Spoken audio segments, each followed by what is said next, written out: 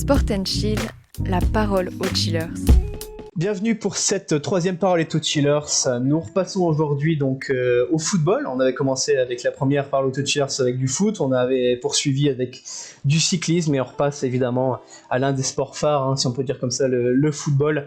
Et un autre sujet d'actualité sur la Ligue 1, notre division 1 en France, qui pourrait peut-être passer à 18 clubs. C'est quand même un sujet qui revient de temps en temps, voire très souvent. Je vais faire une petite introduction avant de présenter les chillers qui sont avec moi ce soir. Donc c'est un vieux serpent de mer qui de temps à autre remonte à la surface du football français. L'idée de passer la Ligue 1 à 18 clubs est revenue encore une fois dans les débats ces derniers jours. J'ouvre les guillemets, ce que nous traversons est l'occasion de repenser notre modèle. C'est justifié le nouveau président de la LFP, Vincent Labrune, interrogé par le journal du dimanche.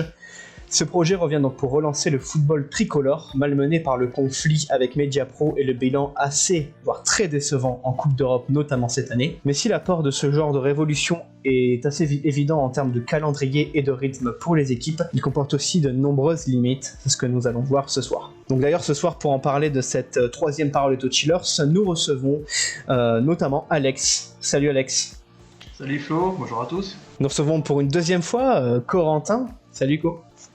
Salut à tous. Et nous recevons aussi Tariq, qui est là pour la première fois dans Parole aux chillers, si je ne me trompe pas.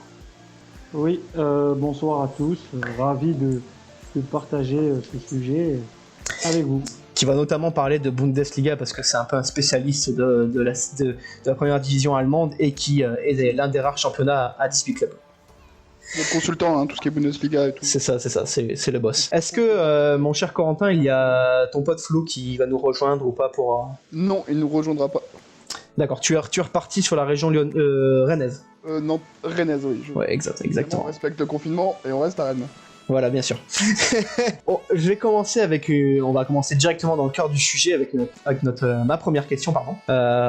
Vous vous en souvenez sûrement peut-être, entre 1997 et 2002, on avait déjà réduit la Ligue 1 à 18 clubs afin de favoriser l'équipe de France pour sa Coupe du Monde qui avait lieu en 98. Ça avait plutôt bien fonctionné. Alors on ne sait pas si c'est à cause de la Ligue 1 ou à cause du niveau de jeu, c'est peut-être un petit peu des deux. On avait noté aussi de bonnes éditions de la première division avec des résultats européens assez, voire très satisfaisants. On peut parler de l'épopée aussi, les Parisiens, les Marseillais, c'était un tout petit peu avant avec 93 évidemment. On peut parler aussi des Monégasques ou des Lensois. On avait vu aussi des divisions des Ligue 1 avec de l'enjeu, Lens et Metz en 98 ou encore le duel entre Bordeaux et Marseille qui fut l'un des duels les plus historiques de Ligue 1. De même pour la Serie A dans les années 90 qui avait aussi en Italie donc la même formule, avec même, voire plus, donc 4 relégations, et qui, pendant les années 90, était peut-être l'un des meilleurs championnats de l'époque,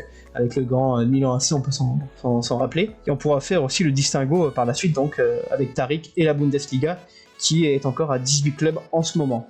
Pour vous, en ce qui concerne juste la qualité, est-ce que être à 18 clubs en Ligue 1, ça serait un gage de qualité pour les équipes qui resteront ? Qui voudrait commencer peut-être, Corentin, justement, sur ce sujet-là ? Bon, ça serait l'objectif. Parce que, foncièrement, on l'évoquera après, mais si tu passes à 18, c'est aussi permettre une meilleure redistribution des droits télé pour, logiquement, permettre aux clubs d'avoir plus d'argent et pouvoir recruter de meilleurs joueurs, pouvoir fournir de meilleures infrastructures, miser plus sur la formation. Tout dépendra de comment tu redistribues ces droits télé. C'était ce qui était un peu arrivé avec Mediapro. On voyait un peu plus de droits télé. Alors tout de suite, on a commencé à dépenser, à voir comment il est redistribué, évidemment. Peut-être. Après, avoir des millions n'est pas gage de qualité. Exactement. Parce qu'on peut mettre 10 millions sur un. Sunderland mettre 15 millions sur Ndong. Ouais, c'est ça. Faut jamais l'oublier. C'est ça. Donc mettre 15 millions sur Ndong ou mettre 15 millions dans la formation, voilà, tout est différent. Alex, toi, ton avis là-dessus, est-ce que c'est gage de qualité d'être à 18 clubs ? Non, je pense qu'il y a d'autres moyens pour améliorer la compétitivité des clubs tout en restant à 20.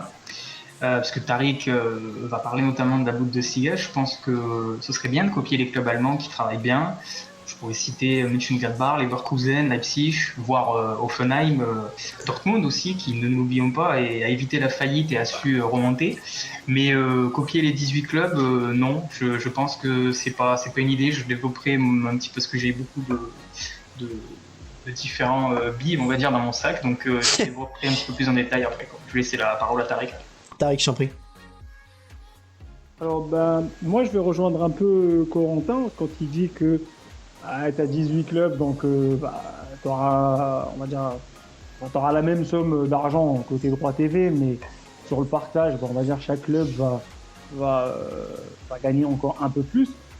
Moi, ça sera pas forcément dans le fait d'aller acheter des joueurs, parce qu'on sait que le championnat français, c'est pas forcément acheter des joueurs de l'étranger, mais essayer de garder ses meilleurs joueurs. Moi, quand je vois des fois des joueurs qui partent de l'OM ou qui partent de l'OL pour aller jouer à Newcastle ou aller jouer, même si j'aime bien Newcastle, hein, c'est un grand club en Angleterre. Mais voilà, je préfère demain rester à Marseille, rester à Lyon. Ils peuvent jouer peut-être la Ligue des Champions, qui joue, on va dire, surtout Lyon, qui joue l'Europe quasiment tous les ans, à part cette année. Enfin, on sait pourquoi ils n'ont pas joué, mais voilà, c'est quand même un petit peu, on va dire, malheureux et désolant de voir que le championnat français perd des joueurs qui sont souvent confirmés. Je parle pas des jeunes qui partent en Allemagne pour avoir plus de temps de jeu. Je parle moi surtout des joueurs un peu comme on a eu les Mandanda, les Payet, pour aller jouer dans des équipes de milieu de tableau qui jouent pour la 7e, 8e place.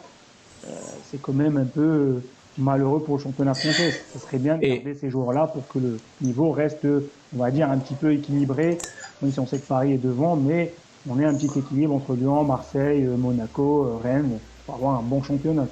Du coup, toi, tu penses que s'il y avait augmentation à la rigueur du budget par rapport aux 2 clubs en moins, ça passerait notamment par l'augmentation peut-être des salaires pour faire garder ses meilleurs joueurs?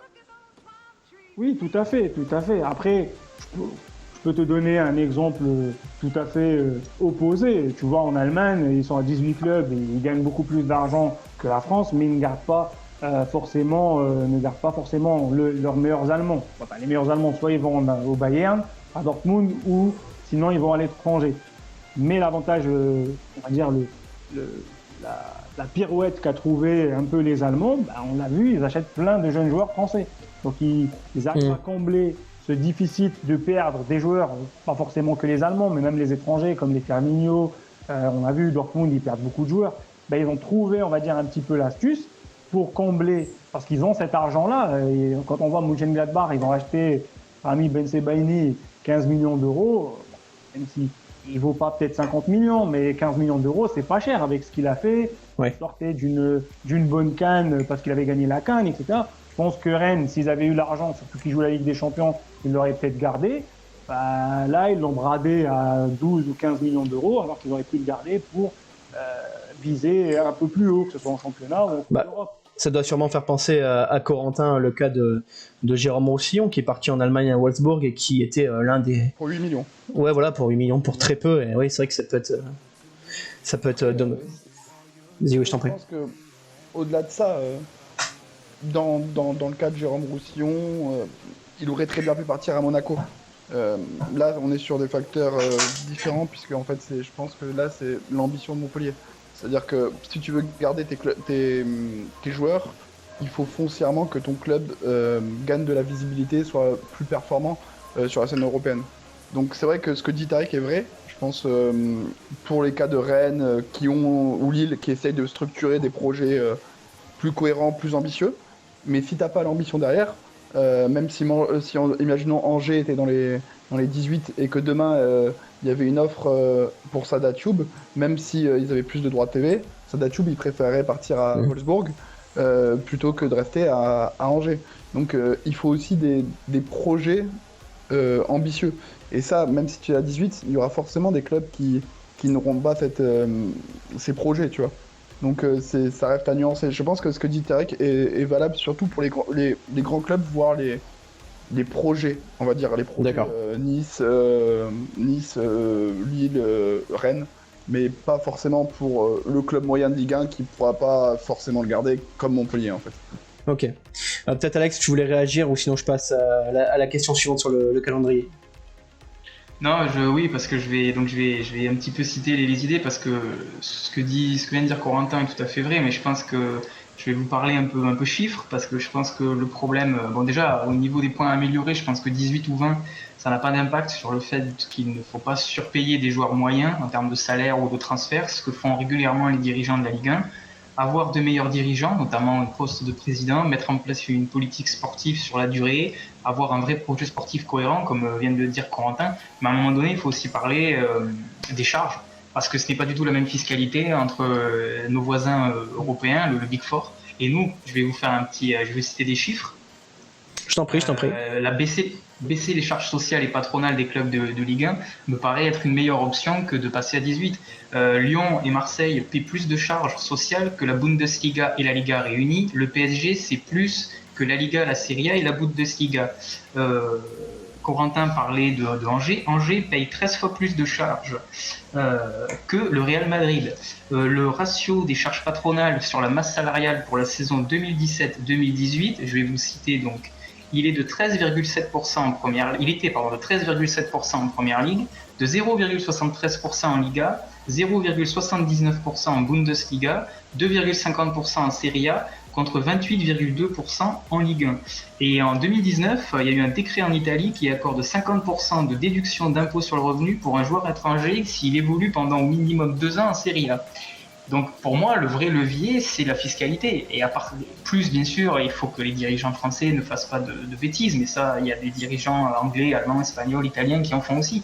Mais déjà, ça permettrait d'avoir une meilleure compétitivité, sachant que sur les droits télé, avec l'affaire Mediapro et même sans Mediapro, on n'arrivera jamais à atteindre nos voisins européens avec le milliard. Ça me paraît impossible compte tenu du niveau de jeu proposé par la Ligue 1 ces 5 dernières années. Ok, Alex, c'était chiffré en effet. Après, il faudra se demander si il faut s'aligner justement sur les autres pays que tu as dit avec ces chiffres, ou si justement l'UEFA doit plafonner et doit dire à ceux qui peut-être à l'égard qui ne jouent pas le jeu, parce que quand même on peut dire que tu as parlé de l'Angleterre, je trouve qu'il était à plus de 10% et nous on était à 28%, mais quand tu vois l'Espagne qui eux enlèvent carrément les charges patronales comme tu as dit, c'est la compétitivité n'est pas la même en effet, et c'est peut-être justement tiré vers le bas, peut-être la France tire trop vers le haut dans le sens charge patronale et l'Espagne tire trop vers le bas, donc à voir. Après c'est pas notre gros sujet non plus puisqu'on est plus spécialiste de sport que de fiscalité, mais c'est vrai que c'est intéressant. Ce que tu dis est intéressant parce que politiquement, je vois pas comment tu peux en France, vu la vision du football qu'on a et qui est dans la société civile, tu peux pas alléger les charges parce que politiquement ça serait mal vu et la plupart des citoyens ont déjà globalement une mauvaise image des footballeurs dans le sens il fait des milliardaires. Alléger des charges sur des milliardaires, ça m'étonnerait que ça puisse passer d'un point de vue politique, tu vois. C'est quelque chose qui est vraiment très compliqué dans le contexte français, je vois mal comment c'est possible. Mais après, peut-être qu'un homme politique prendra le risque de le faire, quoi. Mais ça me paraît difficile, tu vois. Oui, mais après, ils sont pas tous milliardaires non plus, parce que ça vaut aussi pour les clubs de Ligue 2 ou national. Et puis bon, après... Ce que tu dis est très vrai, ce que tu dis est très très vrai. Ne serait-ce que, mais l'image publique du footballeur, c'est le millionnaire qui court en short. Et c'est malheureux, hein, parce que ce que tu dis est très vrai. En Ligue 2, t'es jeune joueur à Sochaux, tu gagnes peut-être 3 000 ou 4 000 euros par mois. C'est pas rien. Mais ouais, ou même moins. Ouais, ou même moins, mais il faut pas oublier que la carrière d'un footballeur pro, bon, c'est pas le sujet aujourd'hui, mais... Oui, ça arrête à 35 ans, c'est ça. Non, c'est même moins. C'est beaucoup moins que 15 ans. Oui, mais 15 ans, c'est le maximum que tu puisses faire. Il y en a beaucoup moins. Ah, oui. C'est pas parce que tu as joué en Ligue 2 pendant 3-4 ans que tu vas faire toute ta carrière en professionnel. Il y en a beaucoup qui redescendent plus bas souvent, quoi. Ça peut être ton pic, la Ligue 2, tu vois, par exemple. Donc, ouais. Oui, ça c'est vrai. Après, c'est aussi, ça fait partie de faire de la pédagogie, il faut changer l'image. Je pense que il faut plus jouer là-dessus que sur baisser à 18. Quoi. Ok, on va continuer sur notre sujet, même si c'est très intéressant dans ce que vous parlez. On va parler surtout du calendrier, parce que c'est aussi un sujet d'actualité avec cette Ligue 1 à 18. Ça peut donner aussi des billes justement pour Vincent Labrune, parce qu'en ce moment, avec la crise sanitaire, le calendrier est assez bouleversé. Et on a surtout de nombreux joueurs blessés. Je pense que c'est pas Guillaume qui dira le contraire, supporter de Liverpool avec la moitié de son effectif blessé en ce moment. Mais même, il y a beaucoup de clubs en Ligue 1 et même pas forcément dans le foot, hein, parce que ça arrive dans d'autres sports aussi, mais notamment dans le foot où les clubs sont décimés parce qu'il y a trop de matchs. Il peut y avoir quasiment 3 matchs en une semaine parce qu'il y a les matchs des sélections, il y a les matchs des coupes qui vont pas tarder à arriver. Voire là, en ce moment, c'était les coupes d'Europe, il y a les matchs du championnat. Et du coup, pour vous, est-ce que ce retour à 18 clubs en Ligue 1 est-il nécessaire pour alléger le calendrier ? On avait déjà vu que la Coupe de la Ligue a été supprimée sûrement parce que elle n'intéressait plus aussi pour le calendrier. Ou est-ce que justement, vous, le problème, ça serait peut-être pas les matchs internationaux qui sont un peu trop importants ? Peut-être Tariq, tu voudrais commencer là-dessus. Alors, moi je vais donner une réponse, mais je vais pas. La première réponse, je vais pas trop la détailler. Je pense qu'on en parlera peut-être un autre jour. Pour moi, oui, la trêve il y a beaucoup trop de trêves internationales à nous créer la Ligue des Nations, matchs amicaux, je sais pas quoi. Déjà que les éliminatoires, c'est assez fatigant parce que des fois tu tapes des équipes qui vivent au bout du monde. Moi, je donne juste le football que je connais plutôt bien, le football africain. Demain, si le Maroc, l'Algérie ou la Tunisie jouent contre l'Afrique du Sud, ils doivent passer tout le continent africain pour arriver en Afrique du Sud. Et pour les Sud-Africains, c'est pareil pour venir jouer en Afrique du Nord. Donc, pour moi, la trêve internationale elle, je ne sais pas si on peut le dire, mais elle bousille le travail des clubs. Les clubs travaillent sur une saison et les trêves internationales peuvent affecter beaucoup, on va dire, le programme et les objectifs des clubs, comme tu l'as dit pour Liverpool. Alors juste pour donner plus de précision, Mohamed Salah est positif au Covid, donc il a attrapé le Covid avec sa sélection, donc il ne jouera pas les 2 prochains matchs de Première Ligue. Ça rajoute encore plus de problèmes à Jürgen Klopp. Enfin bref, c'est pas le sujet. Alors pour moi, oui, le passage à 18 clubs, ça peut énormément aider. On ne va pas parler de cette saison, la saison actuelle, parce que c'est plutôt particulier. Je pense que ça va être cette saison-là, mais après on va revenir à un programme plutôt basique. Il faut savoir, quand on est à 18 clubs, donc tu as 2 matchs en moins à la phase aller et 2 matchs en moins à la phase retour. Donc en gros, tu as 4 matchs de moins en championnat pendant l'année. Ce qui te fait une Coupe de la Ligue enlevée, quoi, à peu près. Voilà, plus la Coupe de la Ligue qui n'existe plus. Qui n'était à 4-5 matchs pour la Coupe. Voilà, tout à fait. Donc en gros, moi je vais prendre que le côté championnat, je ne parle pas des matchs de coupe. Déjà, tu as 4 matchs de championnat en moins. Donc en gros, quand on parle de 4 matchs en championnat, c'est 1 mois de compétition. Et ce mois de compétition peut être intéressant pour avoir une trêve hivernale, comme ils le font en Allemagne. La trêve hivernale en Allemagne, elle est très importante, car ça permet déjà de redistribuer les cartes, parce que vous savez, une trêve hivernale, par exemple, le Bayern en a beaucoup profité. Le Bayern rate souvent, quand le Bayern rate ses débuts de saison, ils sont toujours classés 3e, 4e. Ils ne descendent pas en dessous de la 5e place. Mais grâce à la trêve hivernale, ils arrivent à revenir en boulet de canon en deuxième partie de saison, à gagner le championnat. Ça a été le cas l'année dernière. C'était Leipzig qui était champion d'hiver. Il y a 2 ans, pareil, c'était Dortmund qui avait 9 points d'avance. Mais le Bayern est revenu après cette trêve hivernale.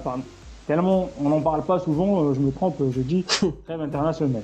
Ce que je voulais dire, c'est que pendant cette trêve hivernale, tu peux gagner sur plusieurs aspects. Tu gagnes sur le premier aspect où il est important actuellement dans le sport professionnel, pas forcément que dans le football, c'est l'aspect psychologique. Ça permet à ces joueurs de décompresser. Ils sont sur une pression infernale depuis le mois d'août jusqu'au mois de décembre, à enchaîner les matchs comme tu l'as dit, de championnat, les matchs de Ligue des Champions, d'Europa League, plus les matchs internationaux. Tu as cette pression d'essayer de qualifier ton pays pour aller jouer une Coupe du Monde ou un Euro.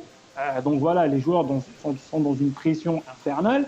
Cette trêve, ça permet d'avoir des vacances. Comme en Allemagne, ils ont souvent des vacances de 10 à 15 jours pour passer Noël, pour passer le jour de l'an avec leur famille. On sait que c'est des fêtes plutôt agréables. Donc ça permet déjà psychologiquement aux joueurs de décompresser et sortir de cette pression. Ça, c'est le premier point. Après, tu as le deuxième point, c'est l'aspect physique.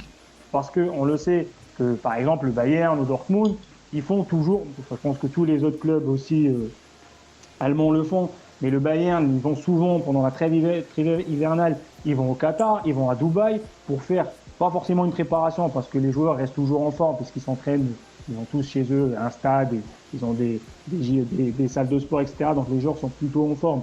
Mais ils refont une remise en route physique.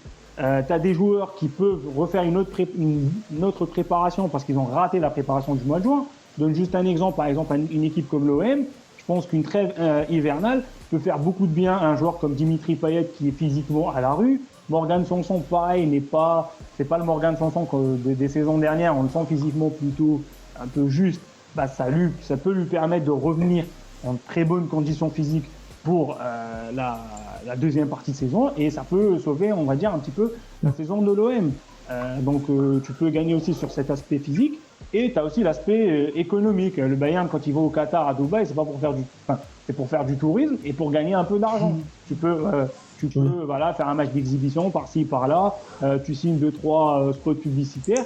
Donc les clubs peuvent gagner énormément. Le PSG l'a fait l'année dernière, il est parti au Qatar en pleine saison parce qu'ils étaient obligés de le faire, parce que les autres clubs le font souvent. Ils ont été pour faire de la pub on s'en rappelle, au Qatar.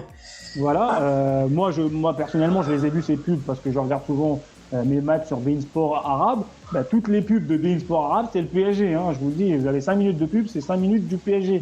Donc voilà, tu peux gagner sur plusieurs choses. Ok. Le truc le plus important, c'est que tu récupères aussi tes blessés. Le Bayern en a souvent profité pour récupérer les Robben, les Ribéry qui étaient souvent blessés pendant la phase aller, mais ils faisaient quasiment toute la phase retour parce qu'ils les récupéraient pendant cette phase, cette trêve hivernale. Merci Tariq, ça a été complet et avec des arguments justement. Peut-être Alex, avant de passer après à Corentin, Alex qui était davantage contre cette Ligue 1 à 18 clubs, qu'est-ce que tu peux dire là-dessus en réaction à Tariq sur ces arguments? Alors, ce que vient de dire Tariq, c'était bien développé, c'était très intéressant. Je partage certains de ses points de vue, mais pas tous. C'est-à-dire que pour moi, puisqu'il a cité la Première Ligue, pour moi le problème du calendrier, je suis d'accord avec lui, ce sont les matchs internationaux. Parce qu'il y a trop de matchs internationaux, il y a trop de compétitions en bois, la rareté donne envie. Donc donnons des matchs, l'Euro, la Coupe du Monde, la Coupe d'Afrique des Nations, voilà, mais point, et puis c'est tout. Quelques matchs amicaux par-ci par-là et point barre. Après, il faut bien se qualifier, hein. Faut bien se qualifier pour bien sûr. Non, mais je compte les matchs qualificatifs pour intégrer les compétitions. Oui, voilà. Après, par exemple, je vais prendre déjà la Serie A, la Liga et la Première Ligue jouent à 20 clubs, et je vais prendre la Première Ligue parce que la Première Ligue, ils ont la Coupe de la Ligue, la Coupe d'Angleterre, le championnat, et pour les équipes qui jouent les coupes européennes, que ce soit Europa League ou Ligue des Champions, ils ont les coupes européennes. Ils peuvent avoir des replays en plus. Comment ? Ils peuvent avoir des replays aussi, non ? Oui, en plus, ils ont des c'est un aller-retour. Ouais, c'est ça, t'as raison. Et en Espagne, c'est pareil. En Espagne, ouais, c'est aller-retour. C'est replay. Ouais. Tout à fait. Mais du coup, par rapport à la Première Ligue, il y a le Boxing Day. Bon, moi, je regarde beaucoup parce que j'aime bien, c'est l'esprit des fêtes, tout ça, les matchs tous les 3 jours, je trouve que c'est bien. Je vais prendre le cas, par exemple, de Norwich, qui a fini dernier de Première Ligue la saison dernière. On peut pas dire non plus qu'ils ont un bilan extraordinaire. Il y a un chien derrière qui veut participer peut-être. Oui, je crois. Ça y est, je crois qu'il est parti. Du coup, oui, donc je disais Norwich, ils ont joué tous les 3 jours pendant le Boxing Day. Et ils ont aligné, peu ou prou, à un ou deux changements près, la même équipe. Et donc je vois pas pourquoi les clubs anglais, même qui n'ont pas un budget extensible, y arriveraient et que les clubs de Ligue 1 n'y arriveraient pas. Et ça ne veut pas dire qu'ils ne sont pas compétitifs, puisque par exemple Norwich, en étant dernier de Première Ligue, donc en ayant fait une saison plus que moyenne, ils ont réussi pendant le Boxing Day à arracher le nul 2 buts partout contre Tottenham. Donc c'est comme si Dijon faisait 2-2 contre le PSG. Donc pour moi, l'argument à 18 clubs, je vois pas en quoi c'est un argument valable. Si nos voisins y arrivent, notamment les Anglais, on devrait pouvoir y arriver nous aussi, sachant qu'on n'a pas la Coupe de la Ligue. Par contre, je suis d'accord, il faut vraiment couper dans les matchs internationaux. Justement, les matchs internationaux, Corentin, on peut parler des matchs internationaux. on dit qu'ils sont peut-être un peu trop nombreux. Tariq et Alex pensent cela. On n'a pas même parlé des qualifications, qui peut-être elles-mêmes, les qualifications pour les grandes manifestations sportives, sont peut-être trop longues aussi. Toi, qu'est-ce que tu en penses là-dessus? Est-ce que c'est les matchs internationaux qui compliquent le calendrier? Bon, si tu trouves quelqu'un pour te défendre les matchs internationaux après ce France-Finlande il y a quelques jours, c'est que, bah écoute, bonne chance à toi, quoi. T'as trouvé la perle rare. Donc moi, je pense un peu comme eux, c'est-à-dire qu'il y a trop de matchs internationaux et on en vient à ne plus être intéressé, ce qui est vrai. Donc, bon, évidemment, après, il faut bien que l'argent rentre dans les caisses de la FFF, mais bon, j'irai pas pleurer si on réduit le nombre de matchs internationaux. Par contre, je trouve que ce qu'a dit Tariq est quelque chose qui est quand même très méconnu en France. C'est vrai que quand la trêve hivernale, et c'est bien fait, on n'en parle pas trop. Je trouvais ça relativement intéressant. Et je trouve, Alex, tu dis que bon, ouais, tu prends l'exemple de Norwich, mais c'est un peu le contre-exemple, parce que si tu prends Arsenal, par exemple, en Europa League, ils y vont avec l'équipe C, hein. Si tu prends même les matchs de League Cup, enfin maintenant ça s'appelle la Carabao Cup, c'est souvent des équipes C, vraiment même pas B, hein. Tu vas retrouver un titulaire grand max. Donc c'est vrai que les grands effectifs sont vraiment avantagés pour moi dans ces cadres-là. Et tu vois, l'exemple que prend Tariq sur Marseille, je trouve très pertinent, puisque par exemple Marseille qui est un peu limité par exemple là-dedans, je pense que en termes d'effectifs, je pense qu'il serait vraiment avantagé, entre guillemets, d'obtenir une réduction à 18 clubs, notamment pour quand ils jouent la Ligue des Champions. Du coup, Corentin, ou des compétitions européennes. Du coup, tu penses que même si on faisait un effort sur les matchs internationaux, ça suffirait pas du coup dans le calendrier? C'est-à-dire qu'il faudrait aussi couper en Ligue 1 et passer à 18 par exemple, et gagner 4 matchs. Déjà, si je suis assez réaliste, j'ai du mal à croire qu'on va faire un effort sur les matchs internationaux parce que c'est une manne d'argent trop importante pour les fédérations.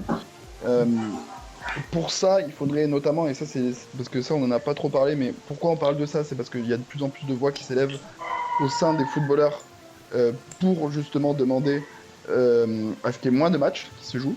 C'est une demande qui augmente, surtout avec le Covid, la crise du Covid et tout, on s'est rendu compte qu'il y avait quand même énormément de matchs et il y a toutes ces blessures. Faudrait que les footballeurs arrivent à se mettre d'accord et avoir un vrai syndicat ou une vision commune sur le fait de jouer moins de matchs et mettre la pression sur les fédérations, ce qui n'est pas du tout le cas pour l'instant, hein. On n'a pas du tout de joueurs qui limite refusent des sélections parce que ça ferait trop de matchs. Donc pour l'instant, on n'a pas du tout ces débats dans la sphère footballistique. On a quelques voix qui s'élèvent en interview d'après-match, mais on n'a aucune pression sur réduire le nombre de dates internationales. Mais je pense que les deux peuvent être complémentaires. Pour être très honnête, vu la multiplication des compétitions, je pense que les deux ne seraient pas idiots. D'avoir une réduction du nombre de dates internationaux et une réduction du nombre de matchs tout simplement en Ligue 1. On va continuer parce que ça passe vite. On va parler du point de vue financier cette fois-ci. Tariq, on a tout petit peu parlé tout à l'heure. La situation actuellement est extrêmement complexe avec Mediapro en Ligue 1. On en a déjà parlé. La Covid avec sa crise économique qui s'ensuit. Si l'on revient donc à une ligue à 18, on aura forcément moins de matchs, donc peut-être on va perdre peut-être de l'argent sur ces matchs, peut-être pour les diffuseurs. C'est ce que Noël Le Graët disait, et qu'il fallait peut-être faire un petit peu comment on appelle ça, une étude là-dessus pour savoir l'impact. Mais si on enlève la folie Mediapro et son milliard qui a été dépensé, on aura peut-être plus d'intérêt peut-être sur cette Ligue 1. Est-ce que vous pensez qu'à 18, on puisse mieux vendre la Ligue 1 à 20 ? Avant de vous donner la parole, je donne une petite info là-dessus. Vincent Chaudel, qui est expert en marketing dans l'économie du sport, avait en 2006 analysé avec son cabinet la demande de la Bundesliga de passer de 18 à 20 clubs. Donc c'est la Bundesliga qui avait demandé ça. Et lui, il a dit, passer de 18 à 20, c'est organiser 2 matchs à domicile, soit 10% de rencontres en plus, ce qui engendre un coût d'organisation. Mais ça ne veut pas dire que ça fait 10% d'augmentation des revenus. C'est beaucoup moins. Quand vous passez de 18 à 20, vous rajoutez 2 petits matchs, pas 2 chocs. Donc vous n'augmentez pas de 10% les abonnements ou les loges. et en plus vous divisez les droits télé en 20 au lieu d'en faire en 18. Donc le passage de 18 à 20, c'est moins d'argent pour les clubs. En suivant cette logique, donc, aller dans l'autre sens et passer à 18 clubs amènerait peut-être plus d'argent dans les caisses. Que pensez-vous de ça, messieurs? Tariq, ça fait un petit moment que tu n'as pas parlé, tu peux commencer là-dessus. Bah, écoute, alors moi je suis pas un grand spécialiste de l'économie du sport. J'ai quelques petites infos par-ci par-là. Mais est-ce que tu penses que la Ligue 1 va mieux se vendre, tout simplement, avec 18 clubs? Alors, Ça dépend. Moi, je pars sur le fait d'avoir de la qualité et non de la quantité. Si avoir 10 matchs par jour, mais te taper 2 bons matchs et t'as 8 matchs qui sont pas regardables, je préfère en avoir 8 et en regarder 3 et ne pas en regarder 5. Après j'ai vu, alors confirmez-moi si je me trompe, si on avait fait ce truc à 18, on aurait perdu le LOSC il y a pas longtemps, on aurait perdu Monaco, on aurait perdu Saint-Etienne ces dernières années, parce qu'ils étaient à la relégation justement. Est-ce que justement passer à 18, c'est pas justement peut-être perdre des groupes? Écoute, c'est un peu ce qui se passe. Tu me tends une perche. C'est un peu ce qui se passe en Allemagne. Regarde, en Allemagne, t'as Hambourg qui est en deuxième division, t'as Stuttgart qui est remonté, mais Stuttgart qui sont souvent l'ascenseur ces dernières années. Peut-être cette année, Schalke 04 est proche de la Ligue 2, de la Bundesliga 2. Ils n'ont gagné aucun match, ils sont relégables avec 2 points. C'est comme ça. Si tu veux avoir de la qualité, à un moment donné, il faut faire des sacrifices. Parce que le nombre de matchs, avoir beaucoup de matchs, comme tu l'as dit, ce n'est pas forcément avoir beaucoup d'argent. Même la NBA, qui sont à 82 matchs par saison, ils sont en train de réfléchir à diminuer les matchs, à peut-être pas jouer 82 matchs de saison régulière pour avoir des playoffs où les joueurs vont être en forme physiquement, etc. Et on sait que la NBA, il ne faut pas leur toucher leur organisation qui est faite depuis, depuis 30 ans ou 40 ans. Ouais. Donc à un moment donné, il faudra faire des sacrifices. Après, oui, il y aura des clubs qui vont peut-être payer, les pots cassés. C'est pots cassés, mais c'est comme ça. Et si ça permet d'améliorer et, comme tu l'as dit, peut-être de gagner un peu plus d'argent. Si on aura 2-3 petits clubs qui vont faire l'ascenseur, ça peut être bénéfique pour eux. Peut-être qu'ils vont descendre et revenir plus fort. Qui sait, on peut pas savoir. Corentin, là-dessus? Ouais, là-dessus, tout dépend comment tu redistribues l'argent en fait. C'est-à-dire que là, le choix qui sera à faire, c'est est-ce que tu redistribues d'une façon la plus égale possible, un peu dans l'idée de la première ligue, ce qui permet même à des petits clubs qui montent d'avoir un budget conséquent. Je crois que c'est la Liga, elle fait proportionnellement à chaque club, chaque redistribution des droits télé. La Liga, non. La Liga, là, sur les chiffres que j'ai, en 2017-2018, t'avais le Real Madrid qui avait 264 millions et Leganés, peu cher, qui avait 44 millions. Oui, donc. 2018, ça a peut-être changé depuis, hein, mais en fait, dans l'idée, toi, tu réfléchis. Après, les deux peuvent s'entendre. Hein. Tu peux réfléchir que tu te dire que justement, pour être pertinent sur la scène européenne, les gros.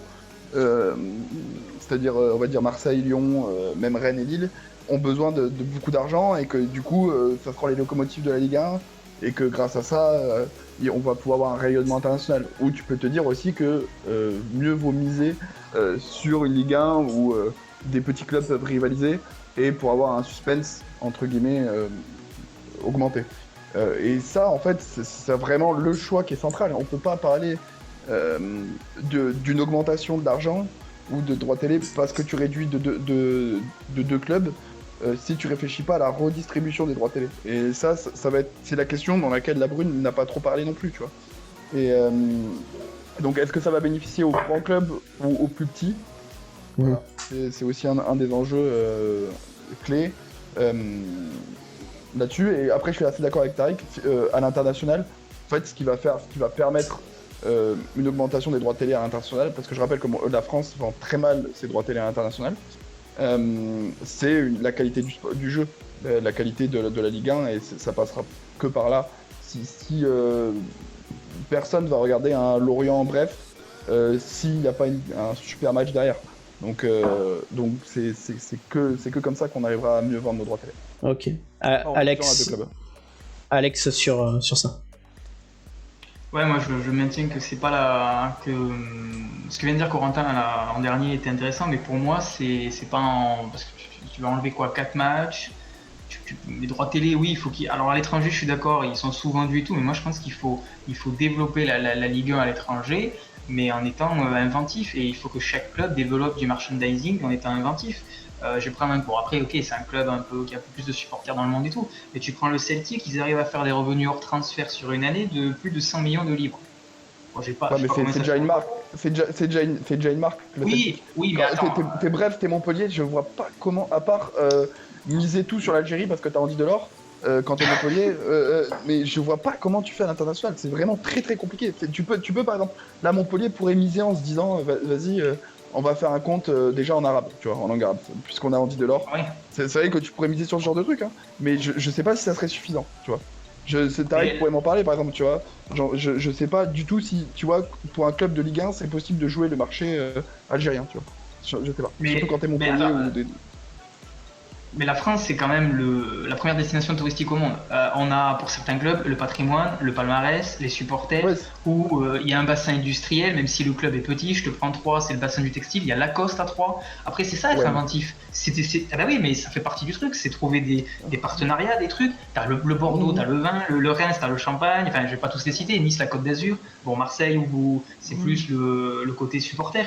Mais c'est connu. Je veux dire, même Montpellier, c'est connu à l'international. Je veux dire, après, c'est aussi au club et à la ligue d'être inventif. Moi, je te dis pas après que tu vas vendre tous les clubs de la même façon, mais je pense que le produit, le made in France, entre guillemets, pour parler comme Arnaud Montebourg, le produit français, y compris des clubs comme Troyes, comme Auxerre, etc., d'une certaine façon, et que tu peux les valoriser. Après, il faut être inventif, et ça ne veut pas dire que tu vas empocher on ne peut pas empocher les milliards de la première ligue. Et puis après, comme tu dis, il y a la qualité du jeu. Et là, pour la qualité du jeu, on en revient à ce que je disais au tout début de l'émission, c'est-à-dire qu'il faut avoir des meilleurs dirigeants, un projet sportif cohérent, ne pas virer son entraîneur au bout d'un an, au bout de 6 mois, etc. Et voilà, il faut avoir une vraie politique sportive, mais je pense qu'en termes de marketing sportif, il y a des choses à faire, même si tu ne vas pas évidemment arriver au niveau des plus gros clubs européens ou des gens de la première ligue. Voilà, mais je pense que c'est faisable, parce qu'il ne faudra pas venir me faire croire que le téléspectateur indien ou chinois qui regarde la première ligue, il connaît Manchester United, Manchester City, Arsenal, Liverpool, après il connaît pas. Je veux dire, peut-être qu'il va quand même regarder un Crystal Palace contre Aston Villa. Donc je vois pas pourquoi nous, si on met en avant certaines choses, on pourrait pas regarder un Montpellier. PSG quoi. Vous parlez des. Ça passera par des bons résultats sur la scène européenne aussi. Oui, aussi. Vous parliez justement des entre gros guillemets petits clubs, hein, évidemment. J'anticipe la dernière question.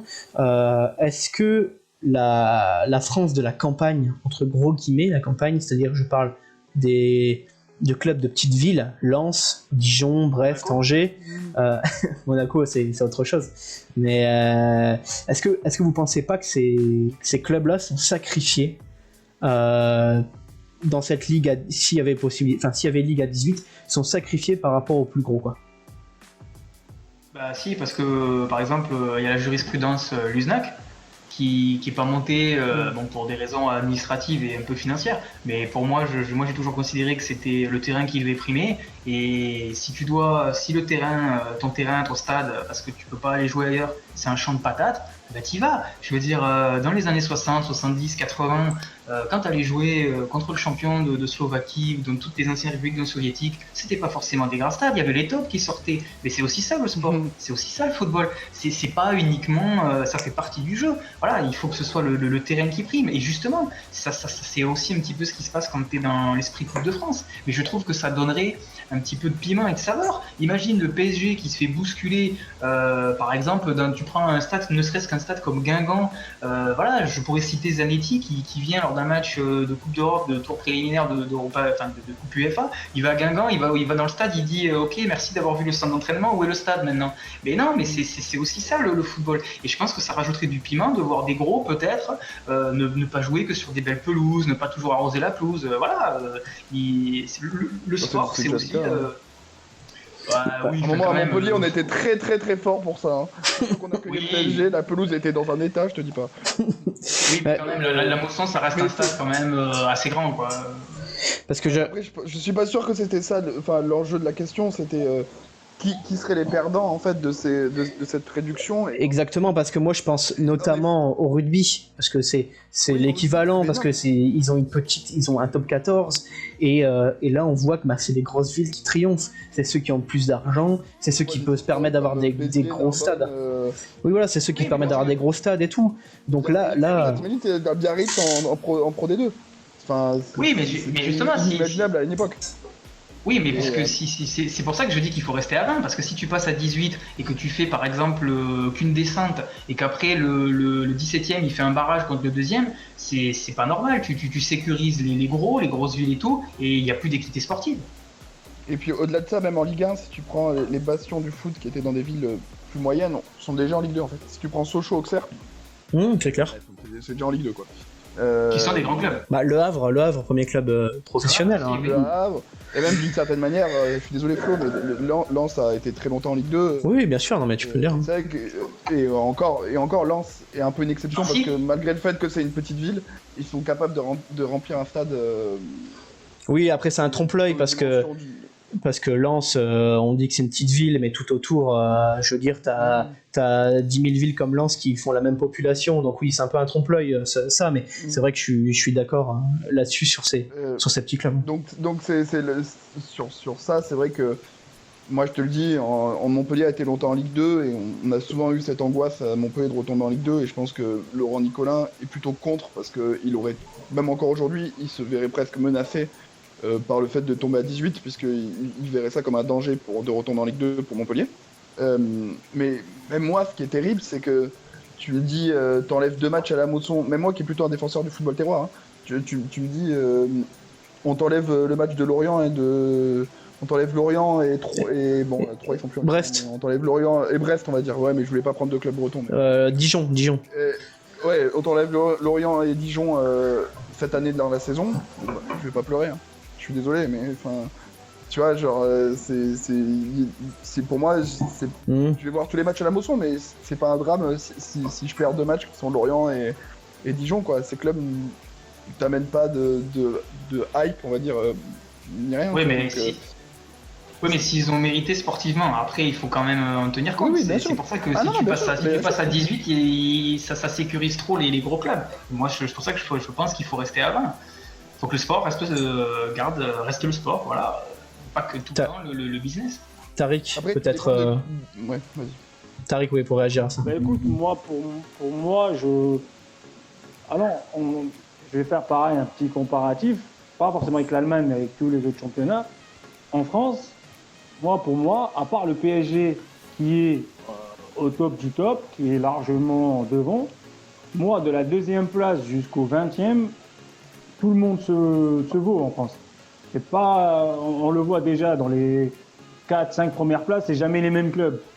Depuis quelques années, là, t'as une fois l'OM, une fois Lyon, une fois Rennes, une fois Nice, ce qui n'est pas le cas en Angleterre où les 6 premiers, c'est toujours les mêmes.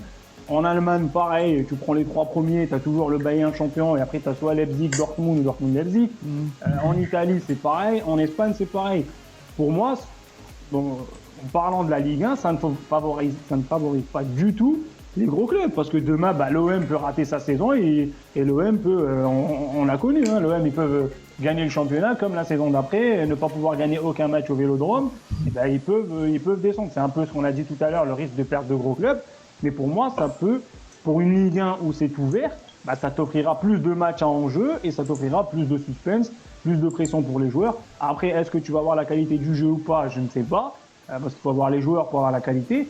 Mais pour moi, en France, ça ne va pas favoriser les gros clubs parce que tu n'as que le Paris Saint-Germain qui est quasiment intouchable. Tous les autres, ils sont un petit peu pas forcément au même niveau financier, mais sur le terrain et le côté humain, il n'y a pas une grosse différence. Quand on voit que Lyon, l'année dernière, ou même l'OM, il y a quelques années, c'était 12e, 13e, ils galéraient un petit peu. Tout le monde galère en France, à part le PSG qui, alors s'ils galèrent, le PSG, ils seront deuxième. Mais voilà, pour moi, contrairement aux autres championnats, j'aurais dit oui, mais en France, j'aurais dit non, parce que bon, le niveau est assez serré entre la 2e place et la 18e place, si on est à 18. Quoi. On va terminer là-dessus. Je vais terminer avec une petite dernière question. Enfin, même pas une question, pour savoir si vous avez des choses à dire en plus sur ce sujet, des choses que vous n'avez pas dites et que vous souhaitiez dire en conclusion sur ce débat. Personne là-dessus? Sans regret? Si, je prends. Alex, je t'en prie pour terminer. Oui, non, mais moi je maintiens qu'il faut rester à 20 et que c'est pas en enlevant 4 matchs qu'on va améliorer le niveau de jeu ou quoi. Juste pour citer encore un dernier chiffre, l'équipe de France a participé à 45% des finales des compétitions internationales depuis 1998, et clubs de Ligue 1 pour les filles à moins de 10% de finales européennes. On a une bonne formation, on a un énorme réservoir de joueurs. Le problème est ailleurs et c'est pas en passant à 18, à 16 ou même à 14 ou même à 12 que ça va régler le problème. Voilà. Très bien, très bien. Je pense que tu conclus bien pour ton avis en tout cas. Après, aux auditeurs de se faire leur propre avis là-dessus. On vous a donné suffisamment d'arguments ce soir là-dessus. On verra, hein, parce que là pour l'instant c'est un projet. Hein. Comme on l'a dit en introduction, c'est un sujet qui revient quasiment chaque année. Là encore plus avec les problèmes sanitaires, les problèmes financiers qui s'ensuivent et justement le problème avec Mediapro. Donc à voir si cela prend forme. Ça ne peut prendre jamais forme dans les 10 prochaines années, voire plus quoi. Merci messieurs pour ce débat fort passionnant. Je pense que c'était très intéressant. Et puis on se dit à la prochaine. Vous retrouverez Sport & Chill lundi soir, évidemment sur Radio Campus Montpellier, et ils parleront notamment du calendrier et des trêves internationales. On a un petit peu parlé ce soir, mais eux, ça sera beaucoup plus détaillé. Voilà tout, je vous souhaite une bonne soirée, merci messieurs, et à la prochaine, salut.